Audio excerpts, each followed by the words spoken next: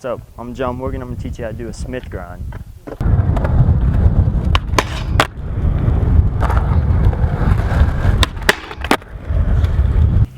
First of all, you got to know how to 50-50. Get that out of the way. Then once you start trying Smith, all your back weight is pretty much back here, and there's no weight on your front. You'll start getting into it a few times, and then you get the hang of it. So you're going to want to approach the rail same as a 50-50. Just when you pop, turn your shoulder out a little bit so that you land right like that. Really, as soon as you pop, you've got to throw the board out in front of you and point your toes so that you're not able to put weight on your front foot, that all your weight is shifting towards your back foot. Okay, so if this is not a round rail, if it's a square rail like this, there's two different ways you could do this. You could have the back of your heel side wheel resting on the rail, your wheel on top of the rail, and your board like this. And that would be a Smith. Or you could have your entire truck on there like you're doing a 5-0, and then just hang the front of the board off the side. If you're really good at 5-0s already, then you can probably do this trick. You just have to point your toe and let the front of the board hang. So if you're really good at lip slides, but you're not good at 50-50s, it might be easier to do it the other way. It might be easier to have that wheel resting on the rail, slide it like that. You just got to keep your weight back either way. So as you approach the end of the rail, you're going to want to put all your weight on your back foot. Lift the board up like a 5-0, just right off the end. If you don't lift it up, you're going to come off sideways right at the end, or you're going to get hung up right here because you're not lifting up to fall off. You're going like this, your board's going to go down, and you're going to get hung up on the end of the rail. And after you get comfortable into the Smith grind, once you get them knocked out, you can take it to the handrail.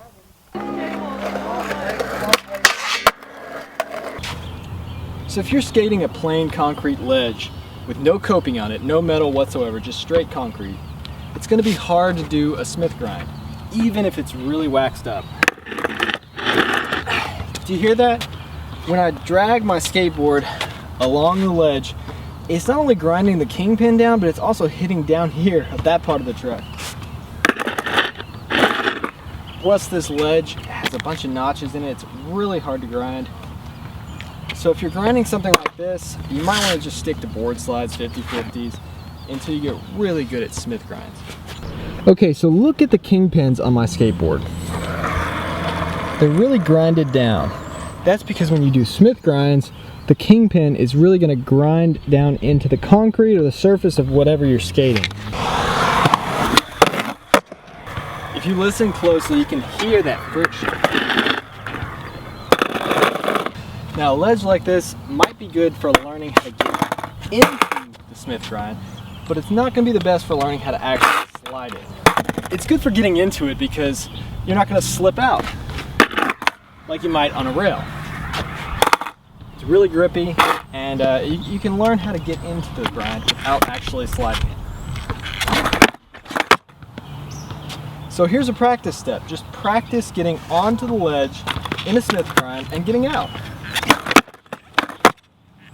It's a good way to learn how to do it without getting hurt. Now after you do that a few times, you might feel comfortable enough to actually try it rolling.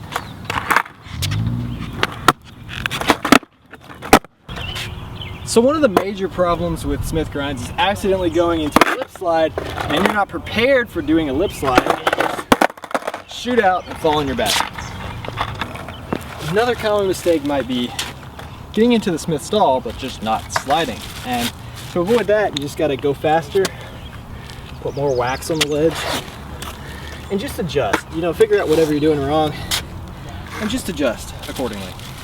Another common mistake is just not making it on the ledge. Maybe you pop and your feet are there, but you're just not committing and your board's not following through.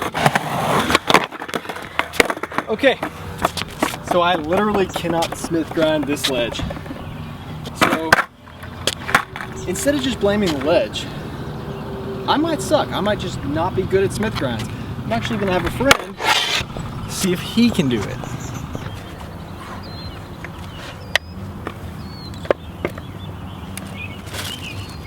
No excuse now.